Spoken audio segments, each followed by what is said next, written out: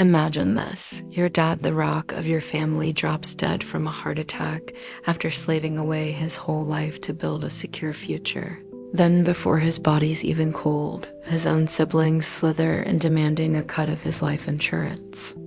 Like vultures picking at bones, he's our brother too, they whine. But what happens when the grieving daughter snaps and unleashes a revenge so calculated it leaves them exposed broke and regretting every greedy word? Stick around this. One's gonna hit you right in the feels if you've ever felt that burning rage of betrayal by family or dreamed of serving up ice-cold justice to the entitled ones in your life. Smash that like button right now. It helps spread these stories of sweet revenge. And if you're not subscribed yet, hit subscribe and turn on notifications. We've got more Reddit tales of karma coming your way. Let's dive in. Let me paint the picture for you. Our story comes from a Reddit post that's raw real and heartbreaking. We'll call the original poster Alex, a young woman in her mid-20s, the only child of a man who embodied the American dream. The hard way, her dad, let's name him, Robert, started working at 14. Picture a skinny kid and faded. Overalls hauling crates in a dusty warehouse while his peers played baseball. His family was dirt poor, think cramped apartment, empty. Fridge nights, the kind where hunger gnaws at your insides like a constant reminder of failure, Robert swore. His own family would never know that pain. He climbed a ladder job after job until he landed a steady gig in manufacturing. Long hours, calloused hands, but it paid off. Alex and her mom, Sarah, lived in a modest suburban home, nothing flashy. No luxury cars or exotic vacations, just stability. A roof that didn't leak meals on the table and college fund for her. Alex Robert was the quiet hero, the one who fixed the leaky faucet at midnight and tucked away every extra dollar for just in case. Now contrast that with Robert's siblings, his brother, Uncle Mike, and sister, Aunt Linda. They idolized him growing up. Big bro Robert, the hardworking one. They'd say with admiring eyes, but admiration turned to expectation make.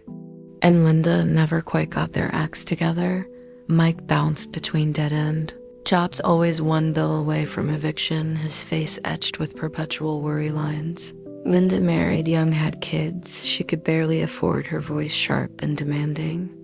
Over family calls, they'd ring Robert constantly. Hey, bro, spot me $200 for groceries.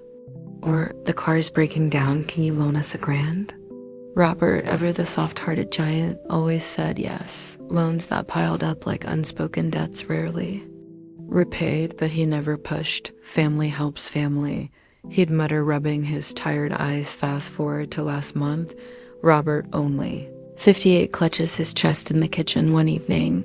The thud of his body hitting the linoleum floor echoes through the house. Sarah screams. Alex rushes in from her room, heart-pounding, knees weak, dialing 911. With shaking fingers, but it's too late. Heart attack gone, just like that. The funeral is a blur, rainy cemetery, black umbrellas, muffled sobs. Alex hugs her mom tight, feeling the weight of the world shift onto their shoulders. Then comes the life insurance payout. It's not a fortune, about $150,000 after taxes, but enough to cover the mortgage, keep Sarah afloat, and maybe fund Alex's grad school dreams. Robert had planned it that way, meticulous as always. Word spreads through the family grapevine, and that's when the vultures circle it. Starts subtly. Uncle Mike calls Sarah a week after the funeral. His voice is syrupy sweet. Over the phone, how you holding up, sis-in-law? Hey, how much did that insurance come through for? Robert always said he'd look out for us all. Sarah's grip tightens on the receiver, her knuckles white. She mumbles something vague, hangs up, but then Aunt Linda shows up unannounced, her car sputtering into the driveway. She bustles in, arms full of a cheap casserole, but her eyes dart around the living room like she's appraising it. We heard about the money, she says, plopping down on the couch. Robert was our brother too, you know, blood is blood. We deserve a share to help with our bills. It's only fair. The word hangs in the air like a slap. Alex, eavesdropping from the hallway, feels her stomach twist. Betrayal surges hot in her chest, these people who leeched off Dad for years, now demanding his final gift. Sarah's face crumples, tears welling.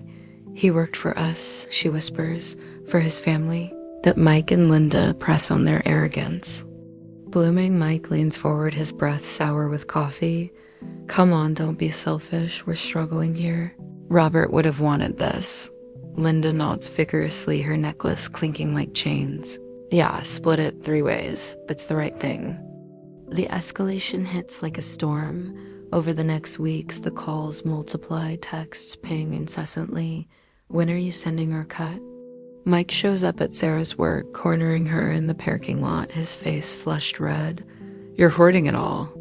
Robert would be ashamed. Linda spreads whispers through extended family. Sarah's turning greedy, keeping everything. The disrespect boils over at a family gathering. Picture the tense backyard. BBQ smoke from the grill, wafting kids playing. Oblivious Mike corners Alex. Your dad owed us for all those years of support. Hand it over or we'll make this ugly. Threats?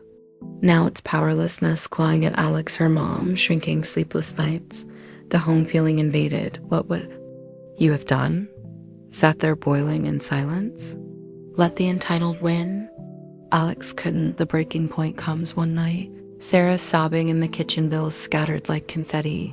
I can't take it anymore, she gasps. Alex's mind races in her. Thoughts tumbling. Dad sacrificed everything for us. These leeches never lifted a finger. Enough resolve.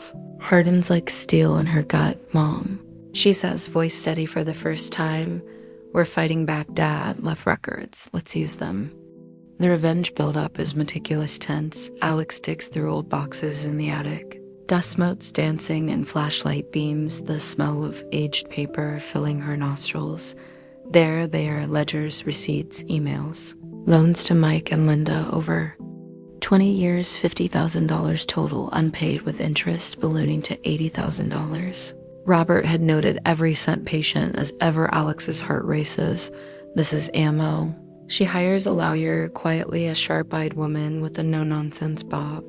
We can enforce these as promissory notes, the lawyer says, tapping her pen, and publicly if needed. Short breaths. Now tension mounts. Alex sets a trap, invites Mike and Linda to a family meeting at the house to discuss the insurance. She texts. They bite, arriving. Smug Mike in a wrinkled shirt, Linda clutching her purse like a shield. The living room crackles with anticipation, clock ticking, coffee cooling, untouched mid-story hook. Ever felt that moment where the underdog flips the script? What if you could watch entitlement crumble in real time? Keep watching, it's about to get savage. Revenge execution unfolds cinematically. Alex stands tall, voice calm but edged like a blade. You want to share? Fine, but first let's settle debts. She slides the folder across the table, pages fluttering. Mike's eyes widen, face paling. Linda gasps, hand to her throat. What is this? She stammers. Alex leans in. Dad's loans, every dollar you borrowed and never repaid, with interest you owe us. $80,000, pay up or we sue and owe the insurance. It's going into a trust for Mom and me, legally locked. Try touching it and you'll face court. The room erupts. Mike sputters, fists clenching. You can't do this. Linda's tears flow, not grief but fury. We're family. Alex's inner triumph surges. Finally, they feel the powerlessness we did. But she's not done. For the humiliation kicker, Alex had tipped off a local news. Blogger anonymous, of course. The story leaks. Greedy siblings demand dead man's money, get hit with massive debt instead. It goes viral and their small town shares comments flooding, entitled much? Karma. Mike's job, here's his boss, side-eyes him. Linda's church group whispers behind her. Back, the downfall peaks at the lawyer's office. Mike and Linda slouch in chairs, defeated postures, shoulders, slumped eyes downcast. The air smells of stale coffee and regret. They sign settlement papers, agreeing to repayment plans that cripple their finances, garnished wages, sold assets. Mike loses his truck. Linda pawns jewelry. Their arrogance shatters. Mike mumbles apologies, voice cracking. Linda weeps. Openly mascara streaking catharsis hits Alex like a wave, justice validation. Dad's legacy protected. She walks out head high the door, clicking shut on their pleas months later. Life blooms for Alex and Sarah. The insurance funds a cozy retirement for Sarah yoga classes, garden blooms. Alex finishes school debt-free. Starts a job helping low-income families, honoring Dad, Mike, and Linda. Struggling harder, isolated family sides with Sarah now. Whispers of their greed linger, a long-term scar. No more handouts. They've learned the hard way. Stories like this remind us karma isn't always instant, but when it hits, it's poetic. Betrayal by blood cuts deepest, but standing up reclaims your power. What goes around comes around. Respect the hardworking or face the fallout. Think about it in a world of entitlement. True justice feels like sweet relief. Woo, what a ride. If this revenge gave you chills, drop a like and tell me in the comments, what's the most satisfying family payback you've ever heard or seen?